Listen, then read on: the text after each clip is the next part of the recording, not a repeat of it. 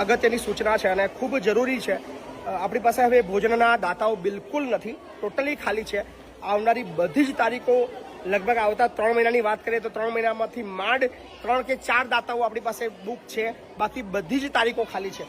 અને આ નવરાત્રિ ચાલી રહી છે ને નવરાત્રિમાં પણ હવે ખાલી છે બધી તારીખો। સો મારી દિલથી અપીલ છે કે નીચે ભોજન બુક કરવા માટેનો નંબર આપ્યો છે 70 96 48 66 80।